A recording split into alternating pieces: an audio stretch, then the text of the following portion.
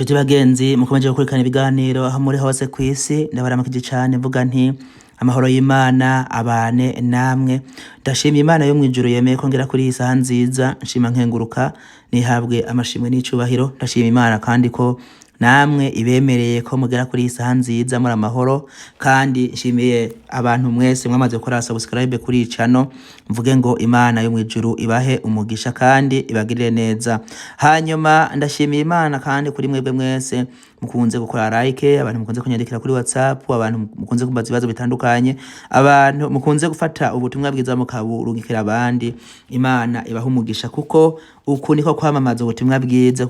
Intego y'iyi channel ivuga ngo ubutumwa bwawe Mana nibukwire hose. Turifuza ko ijambo ry'Imana rishikira buri muntu wese kugira ngo n'umuntu atigeze agira amahirwe yo kumenya gusoma no kwandika, iri jambo ry'Imana arimufashe. Ari nayo mpamvu nahisemwo gusoma Bibiliya yera mu rurimi rw'ikirundi kugira ngo yose Imana ninshoboza yose zindayishira kuri uru rubuga ngurukana bumenyi. Hanyuma ku cigwa cy'uyu munsi tuza kwisunga ijambo ry'Imana rivuga ngo ibitangaza byose ntibiva ku Mana. Hanyuma jewe muza kubana nk'ibisanzwe nitwa Niyitegeka Samuel, akaba je muza kubana muri iki cigwa cyose kuva gitanguye gushika gisozereye. Sabe buri muntu wese kugira ngo afatikaye n'ikaramu ndetse na Bibiliya yera kugira ngo dutangure tujane umurongo ku wundi. Reka dusenga Imana. Uhoraho Mwami udukunda, Mwami ugira neza, turagushimiye kuri uyu mwanya n'akakanya uduhaye ubugira kandi Mwami, suko twarabagorose, suko twari beza, ariko no kubw'urukundo rwawe nuhaga amashimwe n'icubahiro. Tugiye gusangira amajambo yawe n'abantu bawe avuga ngo ibitangaza byose siko biva ku Mana. Mwami, ndasabye kugira ngo muhemu wawe yera bari wamanuka gusigura buri muntu wese, kuko kubwanje nta bisobanuro bizima mfise no sobanurira umuntu wese ari hano, ariko kubwawe ndashobora. Kandi Mwami, ndakwinginze kugira ngo uyu mwanya ndawusengeye kugira ngo je ubwanje ndakwinginze kugira ngo ndakubera igikoresho maze bari wewe ivugira uri mwijuru, kugira ngo umuntu wese asobanurirwe nawe. Urakoze Mwami kuvyumvise. Azo uyu mwanya wose nza kumara hano imbere yawe, nza kubana nawe, kandi abantu bose baza kumvise ikiganiro baha umugisha kandi bagire neza. Ikiruta byose abaza kumvise ikiganiro bafise imitima iremerewe n'ivyaha, abafise imitima iremerewe n'imitwaro, abafise umubiri iremerewe n'ubugwayi, buri muntu wese aze gutabagwa Mwami, uko uruhande rwiwe ruri uko umubona aze gutabagwa. Umwanya ntuze kuba impfabusa kuba ariko barakurikana iki gikorwa, ko ariko barakurikana ubutumwa bwawe, ariko uze kuba umwanya w'ikimazi gikomeye mw'izina ryawe ryera Yesu Kristo, amen. Turabahaye ikaze rero mu cigwa cy'uyu munsi. Kuko mwavyumvise tugiye kuraba icigwa gifise umutwe uvuga ngo ibitangaza byose ntibiva ku Mana. Nico cigwa tugiye kwisunga uyu munsi, kuko murabizi neza ko Satani arakobeje gukora uko ashoboye kose kugira ngo akunda acumuze n'abatoranje n'ibishoboka. Nizo mpamvu tuza gusoma amajambo y'Imana atari make. Mufata agakaye mwandike, nibyo nkunze kubwira abantu ati mufata umwanya mwandike kugira ngo inyigisho umuntu atanze ntibe impfabusa. Turakora tunyarutsa ariko nso Imana kugira ngo mpwemu yera bari wasobanuriye ubu bwoko. Tugiye kuraba amajambo y'Imana agizwe n'ibice bitatu. Igice ca mbere turisunga kuraba abahanuzi b'ibinyoma ni bande, kubera ko twabonye yuko umutwe w'iki cigwa uvuga ngo ibitangaza byose ntibiva ku Mana. Niba rero ibitangaza byose bitava ku Mana, ubwo bivuze ngo hariva kwa Satani n'abadayimoni n'abahanuzi b'ibinyoma. Umutwe w'icigwa wavuze ngo ibitangaza byose ntibiva ku Mana. Igice ca mbere turaraba abahanuzi b'ibinyoma.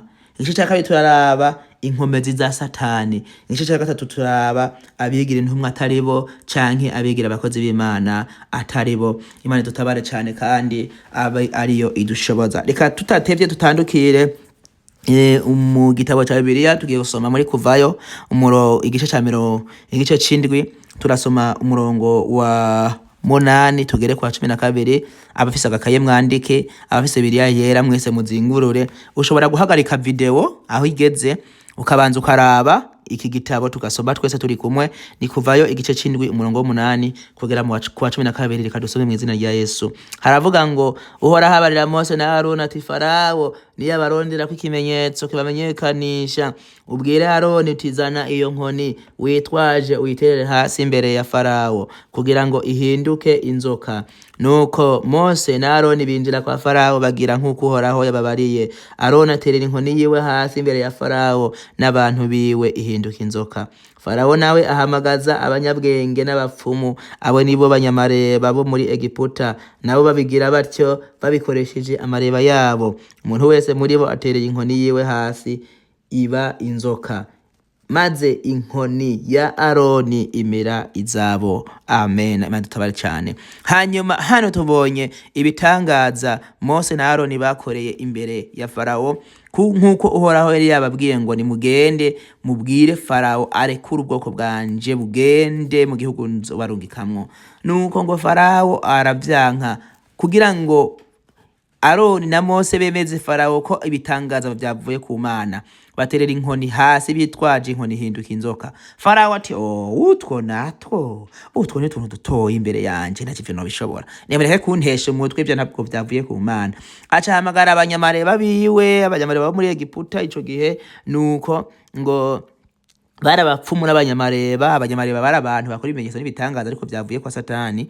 Nuko ngo rero nabo baraza bakoresha amareba yabo, baterera inkoni zabo hasi, nabo zihinduka inzoka. Ariko igitangaje, kubera Imana ari Imana kandi icyubahiro cyayo itazigera igiha uwundi, ngo inzoka ya Aroni ica imira za nzoka zose. Inzoka ya Aroni icimira inzoka zose z'abanyamareba n'abapfumu mu izina rya Yesu Kristo. Nanje ndatuye kugira ngo inzoka y'Imana imiragure ibibazo byose biguhanze, imiragure yugara amayira yose Satani ariko aragutegurira, izibire ibinogo byose Satani ariko arakwimbira, ndetse mu izina rya Yesu Kristo uhereye mu yana kakanya utangura ubone ikiganza cy'Imana, utangura ubone kugira neza kw'Imana mu izina rya Yesu Kristo. Ivyo nivyo nifurije buri muntu wese ariko arankurikira, nivyo nifurije umuntu wese twatanguranye iki kiganiro, nuko mu izina rya Yesu Kristo abandanye yabone ikiganza c'Imana, ngo inzoka ya Aroni icimira za nzoka zose z'abapfumu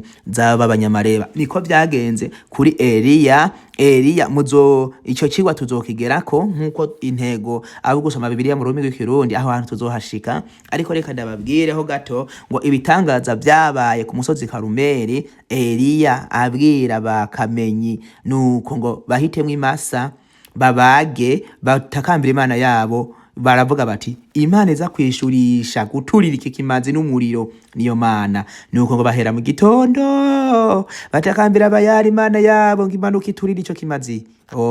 Wapi!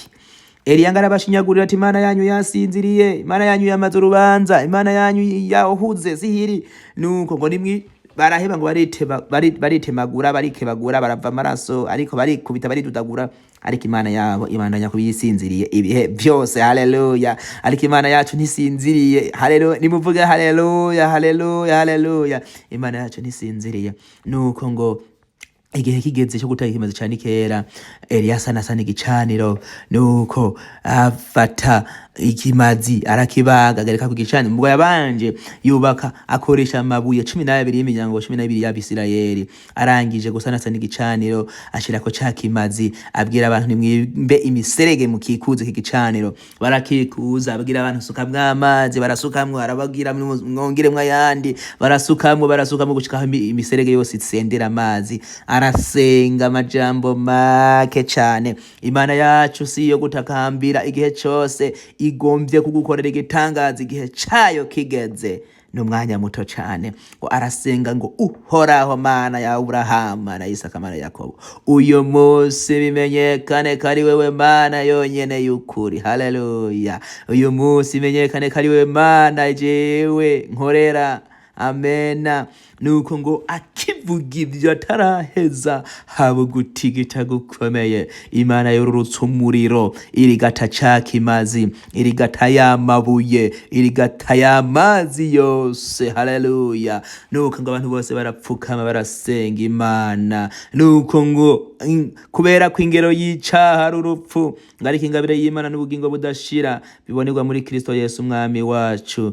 Nuko ivyo biboneka muri Baroma 6:23. Nuko ngo icyakurikiyeho haleluya, ngo Eliya aciye amanukana abo bakamenyi bose uko bashika ku 400, abamanukana ku mugezi aza kubica n'inkota, nta numwe yarokotse.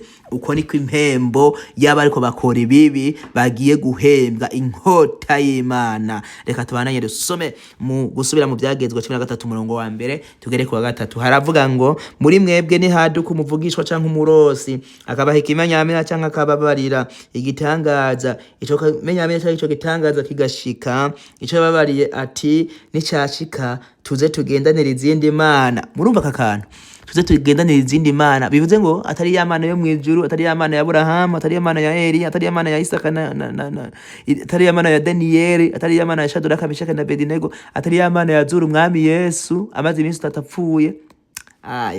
Reka dusome ngo tuze tugendanire izindi mana tuzisabe, kandi ari imana mutigeze kumenya, ari imana itigeze yandikwa muri Bibiliya ko yakoze ibimenyetso n'ibitangaza. Nuko ntimuze mwemere amagambo y'uwo muvugishwa canke y'uwo murosi, kuko Uhoraho Imana azoba abagerageza ngo amenye yuko mumukundisha imitima yanyu yose n'ubugingo bwanyu bwose. Haleluya. Imana ishimwe cyane ko itugerageza kugira ngo ibone urukundo tuyikunda.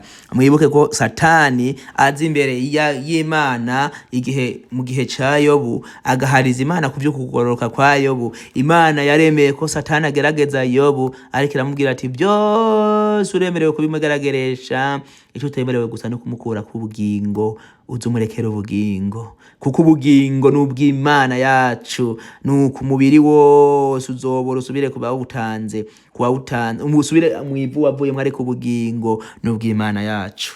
Nazo mpamvu ubugingo aribwo buzobona Imana. Uyu muntu w'imbere niwe azobona Imana, ariko uw'inyuma n'uw'igihe gito. Dutabare cyane. Reka tubandanye dusome, turacari kuri cya gice cya mbere kivuga ngo abahanuzi b'ibinyoma. Nuko dusomye muri Kuvayo, mu gusubira mu byagezwe niho duhejeje, tugiye gusoma muri Matayo 24. Matayo 24, turasoma umurongo wa 24 nyene tugere ku wa 26. Haravuga ngo kuko hazokwaduka abigira Kristo n'abigira bavugishwa n'Imana, bagakora ibimenyetso bihambaye n'ibitangaza kugira ngo bazimize n'abatoranijwe n'ivyashoboka. Kuko nuko niba babwira batehe ari mu bugaragwa ntimuze mujeyo, canke ngo ari haruguru mu mpete ntimuze muvyemere. Iki gihe ni gihe muze musome muri Matayo 24 uhereye ku murongo wa mbere, havuga ngo ibimenyetso vyerekana uguhona ku Yerusalemu n'ukuza kwa Yesu. Ibimenyetso vyerekana ukuza kwa Yesu n'uguhona ku Yerusalemu. Aha Yesu yarerekanye ibintu byinshi cyane, muze bafata umwanya musome ico gice cyose ndabinginze, hari amajambo menshi azobafasha. Ariko twebwe twasomye ku murongo wa 24, havuga ngo hazokwaduka bigira abavugishwa n'Imana, kandi ngo bakora ibimenyetso bihambaye n'ibitangaza bikomeye. Ugasanga umuntu afise imbaraga yakuye kwa Satani, n'umupasiteri, n'umurevera, n'umukozi w'Imana runaka, cyane n'umunyeshengero, n'umuririmbyi, n'umusenzi, araza mu rusengero agakora ibimenyetso n'ibitangaza, ariko bya sekibi bya wa mugwaniza Satani. Nuko rero ngo abigira Kristo, abigira bavugishwa n'Imana, ngo bagakora ibimenyetso n'ibitangaza, ntimuze mubemere. Twahawe Imana, yaduhaye mpwemu yera kugira ngo adushoboze kugendura impwemu zose ziriko ziravuga ko zavuye ku Mana cyangwa ko zavuye kwa Satani. Imana dutabare cyane kandi itugirire neza. Imana igufashe nawe uri kurumviza iki kiganiro cy'uyu munsi. Imana ikugirire neza kandi kwambika imbaraga n'inkomezi zo gutahura abigira bavugishwa n'Imana, hanyuma kandi iguhe kumenya ati iyi myuka iriko iravuga yavuye ku Mana cyangwa yavuye kwa Satani. Kuko siko impwemu zose ziba zivuye ku Mana, hari ziva kwa Satani kugira ngo zikugerageze, ariko harahiga umuntu yihanganira ibigeragezo kandi akabitahura kari bigeragezo. Reka tubandanye dusome mu Bitesalonike ba kabiri igice cya 2 nyene umurongo wa 19 tugere ku wa 12. Haranditse amajambo avuga ngo ukuza kuwo mugarariji. Amena. Aha dutandukiriye igice cya 2 kivuga ngo inkomezi za Satani. Umurongo wa 9 haravuga ngo ukuza kuwo mugarariji kuri mu buryo bw'inkomezi za Satani, kuri n'ubushobozi bwose n'ibimenyetso n'ibitangaza by'ibinyoma. Haleluya. Imana tugirire neza kandi dutabare cyane. Ukuza kuwo mugarariji, ukuza kuwo munyabinyoma, ukuza kuwo muntu yarungitswe na Satani, ngo gufise uburyo bwinshi bw'inkomezi za Satani n'ubushobozi bwose n'ibimenyetso n'ibitangaza by'ibinyoma n'ubugunge bwose bwo kugabitanya kubahona. pana ku bagororotsi ariko kubahona, kuko batemeye gukunda iby'ukuri ngo bakizwe. Nico gituma Imana ibarungikira ubuzimire bubakoreramwo ngo bizere ibinyoma, kugira ngo abatizeye ukuri bose bagahimbarizwa ukugabitanya bacirirwe kwiteka. Imana dutabare cyane kandi tugirire neza muri byose na hose. Turumvise yuko ukuza k'umugarariji kuri mu buryo bwinshi, ukuza kwa Satani kuri wewe kuri mu buryo bwinshi. Yesu yavuze ngo muzobamenyera ku byo bama, turaza kubishikira. Nuko ngo ukuza k'umugarariji kuri wewe kuri buryo bwinshi. Satani afise amayeri menshi, ari nazo mpamvu utazotangara kubona umupasiteri mu rusengero afise igitambara azungagiza, nuko abantu nka 20 bakitura hasi, mukibaza ngo ni bitangaza bivuye ku Mana, kandi ico gitambaro yaragikuye kuzimu, ari abadayimoni abasutsemwo, abantu bakitura hasi kuba abadayimoni, namwe mukibaza ngo ni bitangaza akoze. Imana dutabare cyane kandi itugirire neza muri byose na hose, kandi iduhe mpwemu wayo kugira ngo dutahuze ibikorwa bya Satani akora, kandi iturinde no gufatwa n'ibigeragezo bya Satani, no gufatwa n'imigabo n'imigambi ya Satani. Nuko tugiye kubandanya dusome mu byahishuriwe Yohana igice cya 13, turasoma twumva ukuntu havuga umurongo wa 11 kugera kwa 13. Haravuga ngo, kandi mbona ikindi gikoko gisokorotse mw'isi gifise amahembe abiri nk'ay'umwagazi w'intama, kivuga nk'igisato, kiganzisha ububasha bwose bwa ca gisato ca mbere mu maso haco kigobera isi n'abayibako gusenga ca gikoko. Muravyumva? Ahantu ngo ico gikoko casokorotse mw'isi gifise amahembe abiri nk'ay'umwagazi w'intama, kivuga nk'igisato, kiganzisha ububasha bwose bwa ca gisato ca mbere mu maso yaco, kigobera isi n'abayibako gusenga ca gikoko ca mbere cakiza uruguma rwocishe, kandi gikora ibimenyetso. Urumva sana naco ko cyakoze ibimenyetso bihambaye, kimanura umuriro uva mw'ijuru utibukira kw'isi mu maso y'abantu. Ibaze rero abantu bari ngaho, kigaca gikora ibimenyetso nka bya bindi Eliya yakora asenze Imana yo mwijuru. Cyoco nikirwe kirasenga, gifise amajambo gishobora kuba covuga mukumva ngo kiko kirasenga, naho kumbe kubera ari ururimi rutamenyekana, ururimi rwa kidayimoni, naho kumbe kiriko kirahamagara imbaraga zikuzimu kugira ngo zikominikane n'abadayimoni bakorera mu kirere, batibura umuriro, bityo byitwe ngo umuriro uvuye ku Mana. Kubera ko abantu benshi iyo bariko barasenga barakunze kurangamiza mwijuru kugira ngo Imana ibumve, nuko ntibamenye ko mwijuru kugira ngo isengesho ryawe rishikeyo bisaba ko uri connected na mpwemu yera. Mpwemu yera akaba ari waridugana na yahandi ho isengesho ridafise inkomezi ntiyigera rirenga mu kirere, kuko hari abadayimoni baritangira, abadayimoni bahawe gukorera mu kirere. Mwibuke intambara yabereye mwijuru, imigwi y'abamarayika yari 3, umugwi umwe wegamira ku Mana, umugwi wundi wegamira kwa Satani, umugwi ugira 3 uvuga uti twebwe ntaho duhagaze. Inazo mpamvu Imana yavuze ngo kudakonje kandi ntubire, ukabura akazu yaze ngira nkudahwe ntacu mariye wewe, ntukonje ngo ugaragare ko konje, ntubize kandi ugaragare kuri kurabira, oya ngira nkudahwe. Rero nuko ngo kandi igiti cyose kitamba ibyiza kiratemwa kigatererwa mu mwobo. Imana dutabare cyane kandi tugire neza. Rero ngo uwo mugwi ugira 3 w'abamarayika uravuga uti twebwe ntaho twegamiye, Satani natsinda turaja kwa Satani, Imana nitsinda turaja ku Mana. Ariko kubera Imana yacu icubahiro cyayo togiha uwundi, Satani arakorogwa mw'isi n'abamukurikiye.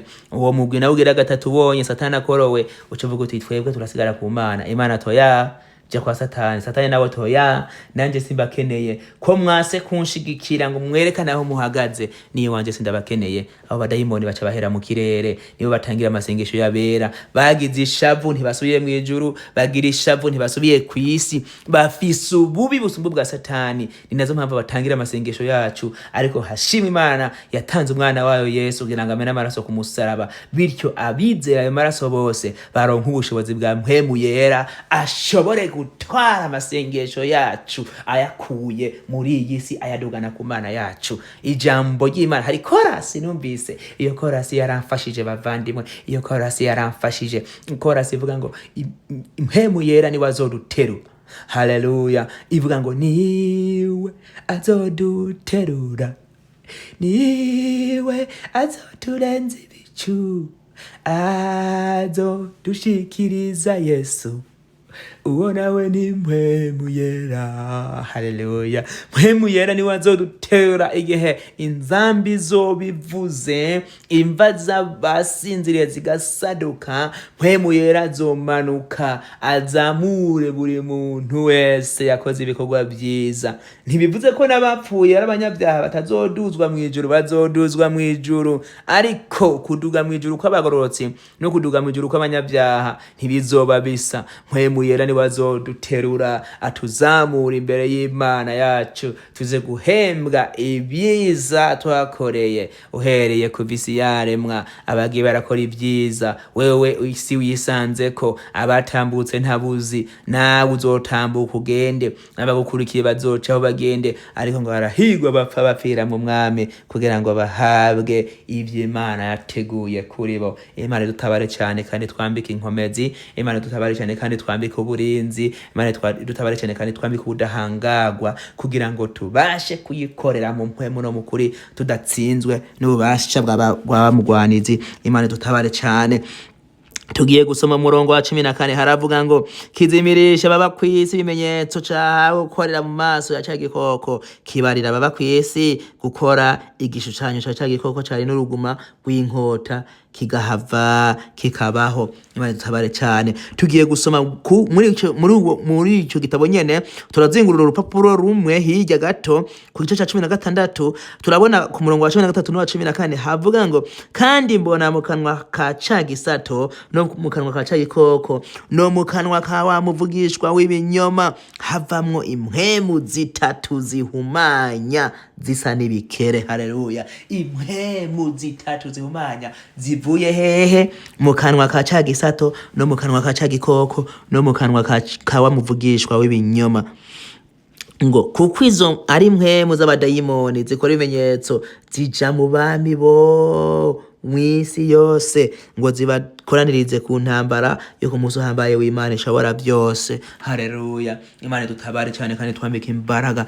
Abami bo mwisi mubona siko bose bafise kuganza kwavuye ku Mana, siko bose arabakozi basanzwe, oya n'abakozi b'abadayimoni, abakozi ba Satani, abakozi bafise intego yo kuzimiza ngo abatoranijwe nibishoboka. Wewe watoranijwe, wewe wamenye Yesu, ntujye ngo uryame, oya haba namba. Niwicara ugavye, niwicara usenga, niwicara itara ryawe ryaka, niwicara ufise amavuta ya mpwemu yera. Imana dutabare cyane kandi itwambike imbaraga kandi itugirire neza muri byose na hose, kandi iduhe kumenya buri kimwe cyose kivuye kuri wa mugwanizi, uburyo cozamwo kose, kuko twumvise ko Satani afise inzira nyinshi, afise amayeri menshi, afise uburyo bwisa camwo kugira agerageza abantu bayo. Ariko Imana dutabare cyane ko yaduhaye Yesu kugira ngo abambwe ku musaraba, kandi Yesu amaze gufa akaja mu ijuru yavuze ngo sindabasize nk'imfubyi, nzobarungikira mpwemu yera. Kandi kuko mpwemu yera yaratanzwe kugira ngo umwizera wese nuko amubere urumuri rumubonera hirya aho we udashobora kubona n'amaso y'umubiri. Ari nazo mpamvu umuntu iyo yasenze mpwemu yera amusanga akamubwira ngo hirya y'ubuzima, hirya yawe hari ibigerageza ibi n'ibi niba ugiye guhura nabyo, senga cyane. Kandi iyo usenze ukabyugaza ivyo bigeragezo, urabona ikimenyetso cyabyo ko Imana yabikubwiye, ariko ntabwo bigushikira. Imana dutabare cyane. Tugiye kuraba igice kigira gatatu, ni naco gice tuza kurangiriza ko igice kivuga ngo abigira intumwa ataribo n'abigira abakozi b'Imana ataribo. Turabe ico Bibiliya ibivuga ko. Imana dutabare cyane. Tugiye gusoma muri Matayo igice cindwi umurongo wa 15 kugera kwa 19. Turaba abantu bigira bavugishwa n'Imana ataribo haba namba. Reka dusome mu izina rya Yesu Kristo. Haravuga ngo mwirinde abegira bavugishwa n'Imana baza kuri mwebwe bambaye nk'intama. Haleluya. Ngarika imbere aramabingira y'inkazi, muzobamenyera ku byo bama. Mbega hari uwo kwamura inza yuko umunyinya canke insukoni ku bitovu, nuko igiti ciza cyose cyami vyiza ariko igiti kibi cama ibibi. Igiti ciza ntigishobora kwama ibibi, kandi igiti kibi ntigishobora kwama ivyiza. Igiti cose kitama ivyiza kiracibwa kigatererwa mu muriro. Umurongo wa 20, nuko muzabamenyera kuvyo bama. Imana dutabare cyane kandi twambike imbaraga. Ngabo bantu bose rero bakora ibibi, muzabamenyera kuvyo bama. Nkuko umurozi adashobora kuja kwiyana mu rusengero, nkuko umurozi adashobora niyo yoririmba, niyo yobwiriza, niyo yogira gute, ariko ntashobora kubaho imyaka 2-3 utaramenya ko ari umurozi. Cyo ntigikunda. Ngo muzobamenyera kuko kuvyo bama, ibikorwa byabo nivyo bizobaranga. Ntawe ushobora kwamura inzabu kumunyinya. Oya habana mba. Imana dutabare cyane kandi twambike imbaraga. Ndiko ndifuriza umuntu wese ariko arankurikira agejeje uyu mwanya akinkurikira ko Imana yo mutabara kandi kamwambika imbaraga, kandi kamuha gusobanukirwa amayeri yose ya Satani n'abavugishwa b'ibinyoma. Kuko naho mu ishengero nyene winjira hari abavugishwa b'ibinyoma, aho mu ishengero winjira hari abakozi ba Satani, aho mu kibano ubaye hari abakozi ba Satani, aho muri kariti ubayemo hari abakozi ba Satani, ubwo rugo nyene urimwo hari abakozi ba Satani. Ariko Imana iduha amaso y'impwemu yo kubona ibiri hirya y'ubugingo, kugira ngo tubashe kubona imitego Satani agenda dutega uko bukeye uko bwije, kandi Imana boshoboze kuyitambuka mu izina rya Yesu Kristo. Amen. Tugiye kubandanya dusome mu Vyakozwe n'Intumwa umurongo igice 8, turasoma umurongo w'9 tugere kwa 11. Haravuga ngo kandi hari umuntu yitwa Simoni. Iyo usomye umutwe waho hantu bavuga ngo ibya Simoni umunyamareba, aravuga ngo kandi hari umuntu yitwa Simoni yahora akora iby'amareba muri ico gisagara, akumiza ubwoko bw'Abasamariya abiyita akiyita gakomeye.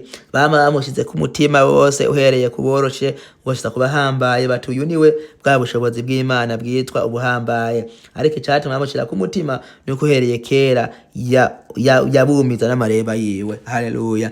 Imana dutabare cyane.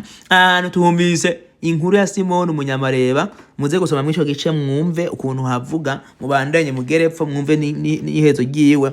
Hari Simoni umunyamareba yakora ibitangaza nkuko uwo kumva ngo umupfumu mu gihugu runaka rurangiranwa akora imenyetso y'ibitangaza wivuza ugakira. Nuko ariko menye ko inkomezi Satani atanga iyo agukijije ingwara imwe agusikamwe ingwara 200, iyo agukije abadayimoni 10 agushiramo abadayimoni 70. Nuko umudayimoni umwe akagenda n'abadayimoni 7 ku ruhande gutyo. Nuko rero Satani nazo mpamvu ibikorwa vyiwe abaha ubutunzi, abaha kondisiyo zikomeye, kuko ibitangaza byose nibiva ku Mana. Ibitangaza byose bitavuye ku Mana bifise ingaruka mbi cyane. Ibitangaza byose bitavuye ku Mana biba bifise ingaruka mbi cyane. Mwibuke ibyabaye kuri Eliya n'abahanuzi b'ibinyoma, ukuntu byakurikiranye, ukuntu bikebaguye kugira ngo Imana yabo ikunde yishurisha umuriro bikanka. Ariko oh haleluya, igitangaza cyavuye ku Mana cha Eliya, ngo Eliya yavuze ngo Mana uhoraho, Mana ya Abrahamu na Isaka na Yakobo, uyu munsi haleluya bimenyekane ko ari we Mana yonyene y'ukuri. Ngo umuriro uramanuka, isi iratigita iraravya, umuriro uramanuka utongora igicaniro, utongora amabuye yarariko, utongora ikimazi, utongora y'amazi yari mu miserege yose. Haruma ngo abantu bose baca bikubita hasi barasenga, bapfukamye barasenga. Ngo abo bantu abo bakamenyi b'ibinyoma baca bahabwa igihano cyo kumanukanwa ku mugezi, kwicwa, baricishwa inkota, barahona bose. Imana dutabare cyane kandi tugirire neza, iturinde kuba murabo, kandi duhe gutahura amanyanga yose ya Satani, iduhe gutahura uburyo bwo Satani yozamwo. Wewe uri mu bigeragezo ntiwihebure, ibigeragezo uri kuracamwe n'ibyo mwanya muto, ikiruta byose ni wihangane, usenge cyane, ucikame, umenye tumbega Mana ibigeragezo biriko biraza kubera wewe canke n'ibya Satani. Niba biza kubera wewe Mana, umpe kubyihanganira uko biri kose, nzobive nk'amahoro. Iyo biva kuri wa mugwanizi Satani nabwo nyene ubinkureko mu izina rya Yesu Kristo. Amen. Tugiye kubandanya dusome Vyakozwe n'Intumwa mu Vyakozwe n'Intumwa igice 8. Twahejeje murantunga, ahubwo tugiye gusozera ko mu Vyahishuriwe Yohana igice 19 niho tugiye gusozera igishigwa cy'uyu munsi. Mu Vyahishuriwe Yohana igice 19 turasoma umurongo wa 20 tugere ku murongo wa 21. Haravuga ngo ico gikoko gifatwa mpiri. Haleluya. Nyumvira aha hantu ca gikoko cahenda abantu Mwibuke ko imbere y'Imana hari ingero zibiri, hari ingero y'ubugingo budashira, hakaba n'ingero y'amahonero. Reka dusome umurongo wa 20 ngo ico gikoko gifatwa mpiri, bona wa muvugishwa w'ibinyoma, umwe yaduhenda, umwe yatugeseza, umwe yaza guhenda pasiteri kugira ngo atuzimize, umwe yaza guhenda revera kugira atuzimize, umwe yaza guhenda abasenzi bakazimira, umwe yahenda baririmbye bakava mu ntumbero, umwe yahenda ishengero rikava mu ntumbero. Ugasanga ishengero ry'ukuri ryemera mpwemu yera, ryemera umwami Yesu, ryemera Imana Data, ryemera ubutatu butagatifu, ugasanga barivuyemwe bagiye gukurikira isengero zimwe z'abiyambika ubusa, zimwe z'abatsiba ibiziriko bagashira ku mitwe kugira ngo ni inzoka, zimwe z'abafata amaraso bakisiga ku ntoke, haleluya, zimwe z'abambara utunini, ugasanga umumama yambaye ijipo igera hejuru y'intege, ugeze ngarambara rero ndende akamanura santimetero 5 uvuye ku mavi umanuka hasi, akaba ari higera urengo ntako atagize mu kwambara, yunamye gato gusa n'ikintu atora hasi, impuzu yambariye ko zose ugacuzibona. Mbega iyo nyambaro n'inyambaro bwoko ki? Satani afise amayeri menshi, araza akakwereka inyambaro ukwiye kwambara, nuko akakwereka amajipo agezweho, akakwereka amapantaro agezweho, nuko imwe wambara Imana ikakubona nk'igisetse imbere yayo, wewe abageze kucyo yashaka kugerako. Mwibuke ko twasomye yuko aho hantu twahasomye muri mu rwa kabiri rw'Abitesalonike igice cya 2 umurongo wa 19 kugera kwa 12, niho twasomye ngo ukuza k'uwo mugarariji kuri mu buryo bw'inkomezi za Satani, kuri n'ubushobozi bwose n'ibimenyetso n'ibitangaza n'ibinyoma n'ubugunge bwose bwo kugabetanya kubahona. Imana tutabare cyane. Reka dusome rero muri hahandi tugiye kurangiriza mu byahishuriwe Yohana 19 umurongo wa 20 na 21, haravuga ngo ico gikoko gifatwa mpiri, bona wa muvugishwa w'ibinyoma yakorera bya bimenyetso mu maso yaco, akazimirisha abemeye gushirwa k'ikimenyetso cya gikoko n'abasenga igishushanyo caco, byompi biteregwa bibona bitaboshe. Oyahana banamba biteregwa bibona mu kiyaga caka umuriro n'amazuku. Abasigaye babandi bose bakurikiya abo bicishwa inkota y'uvyagiye kuri ya farasi imwe ivuye mu kanwa kiwe, ibisiga byose bifunereza inyama zabyo. Imana dutabare cyane kandi itugire neza, itwambike imbaraga n'inkomezi zo gutandukanya ubugunge bwa Satani, uburyo bwose yozamwo, asange turi maso, asange dukomeye, asange dufise mpemu yera wo kutwibira amabanga. Ndetse nawe utarakizwa, wewe wumvira ijambo ry'Imana rigukozeko, ugacubona iyi si turimwo, isi igizwe na teknoloji yo kugwego rurenze, nuko isi igizwe n'ibimenyetso n'ibitangaza bitandukanye. Hari biba byavuye ku Mana, hari biba byavuye kwa wa mugwanizi nkuko twagiye tubibona mu byanditswe byera. Ndakwinginze kugira ngo wewe utari wakira Yesu mu bugingo bwawe, niko kanya kugira ngo undondere kuri WhatsApp, tugiye gufata umwanya wo gusenga Imana. Undondere kuri WhatsApp, ndaguhuza n'abakozi b'Imana, ngira ngo mu bantu tumaze kurikana ibiganiro bisha kuri iyi channel, narababwiye ko jewe ndi muvuga butumwa bwiza bwa Yesu Kristo, ariko abajejwe kugufasha kwakira umwami Yesu barahari. Ndakwinginze unyandikire muri comment, ushobora gusiga nimero yawe nkakurondera, ushobora kunyandikira kuri WhatsApp muri iyi nimero iri mu ibara ry'ubururu iri munsi y'iki gitabo Bibiliya gishafye kuri iyi logo, nuko ushobora kunyandikira kuri izo nimero za WhatsApp ufise ikibazo cyangwa ugomba ko kunsobanuza, cyangwa ufise ushaka amasengesho y'umwihariko, cyangwa ugomba kwakira umwami Yesu mu bugingo bwawe, haguhuza n'abakozi b'Imana bakagusengera. Ikindi kandi ukarondera isengero yo gusengeramwo hahandi bemera Imana Data, Imana Mwana ari we Yesu Kristo, ndetse na mpemu yera, bakemera ubuvugishwa bw'Imana ko bubaho. Nuko nawe ukahagera, umaze kuhagera ukiga igice, ukabatizwa, maze kubatizwa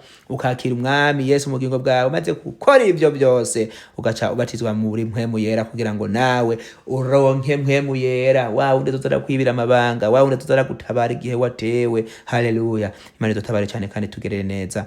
Ibyo nibyo ndabifurije mwebwe mwese muri ko mukurikana iki kiganiro, mwebwe mwese twataguranye tukaba tugejeje ku musozo wacu. Mvuga ngo Imana y'amahoro ibaha umugisha. Tugiye gusenga Imana, ariko wowe ufise ibyaha byakubase, wowe ufise ibyaha wifuza kwicuza, wowe ufise abo wahemukiye, imbere yuko dusenga, wewe ni wagera kuri iri sengesho tugiye gusenga, wewe ukafise umuntu mwacumuraniye, ugomba kubanza gusaba imbabazi. Nyaragasa hagarika iyi video, ugende musaba imbabazi mu telefone, mwingingi mubwire ati jewe naragucumuye ku igihe iki n'iki, nakubesheye ibyo utakoze ibi n'ibi, ndakwinginze ngirira imbabazi, namaze gukora amatohoza, maze kwemera ko nakubesheye, ngirira imbabazi, hanyuma uheze ugaruke ku murongo, wakira umwami Yesu mu bugingo bwawe. Niho Yesu azogira ikibanza muri wewe, niho Yesu azoguha urupfunguruzo rwo gutuma uronka mpwemu yera mu bugingo bwawe. Imana tutabare cyane kandi tugire neza. Iri sengesho kuri wowe ufise umutwaro ugendanye igihe kinini, mu izina rya Yesu Kristo, iriza ku isengesho rikomeye ribomora buri kimwe cyose cyari kiguhanze. Ndakwinginze kugira ngo uce bugufi imbere y'Imana, tujane muri iri sengesho. Uhoraho Mana yacu uri mwijuru, muvyeyi dukunda, turagushimiye, turagukengurukiye kubwira ijambo wemeye ko dusangira muri uyu mwanya, kugira ngo mwami tubone mu byanditswe byawe byera imirongo itari mike ivuga k'ibimenyetso n'ibitangaza byose atari ko biba byaguturutse ko wewe. Tubonye ko bimwe biva ku bapfumu, tubonye ko bimwe biva ku banyamareba, tubonye ko ibimenyetso n'ibitangaza bimwe biva ku barozi ba Satani, tubonye ko ibimenyetso n'ibitangaza biva ku bavugishwa na ba Satani.